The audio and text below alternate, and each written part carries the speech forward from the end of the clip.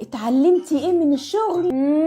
هقول لكم انا بقى اتعلمت ايه من الشغل، وخدوا بقى عصير خبرتي. اتعلمت حاجات كتير قوي من كترها نسيت. اول حاجه ان اللي بيشتغل بيشيلوه اكتر واكتر، وبيحسسوه كده ان هو سوبر هيرو، وانه يقدر يشيل مسؤوليه اي حاجه في الكون، وطبعا في الاخر بيترمي عليه كل حاجه. فطبعا اتعلمت ان انا ما اشتغلش خالص، واتعلمت ان انا اصبر على كفار قريش في عصر التكنولوجيا الحديثه، وان طول الوقت انا عايزه انام، واكتر صوت بكرهه في حياتي هو صوت المنبه.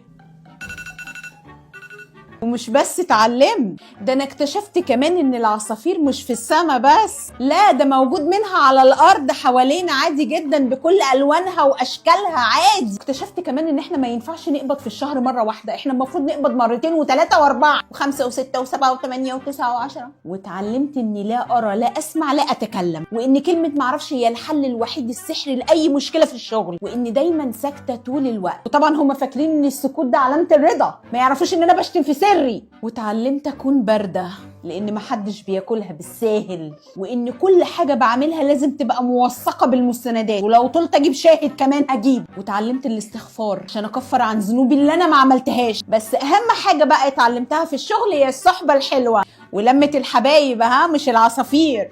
ليه بقى؟ عشان نتشاور ونتحاور ونتناقش في اهم بند من بنود الشغل، وهو هنفطر ايه النهارده؟ فول وطعميه، ولا نغير ونجيب جبنه ولانشون وفينو، ولا نستنى لما نقبض ونجيب كشري؟ وبعد كل المشاورات دي اقعد افكر لما اروح اعمل غدا ايه، واجيب ايه للعيال وانا مروحه. ايه ده، ميعاد الانصراف جه، لا الحق اروح انا بقى عشان اشوف هطبخ ايه للعيال.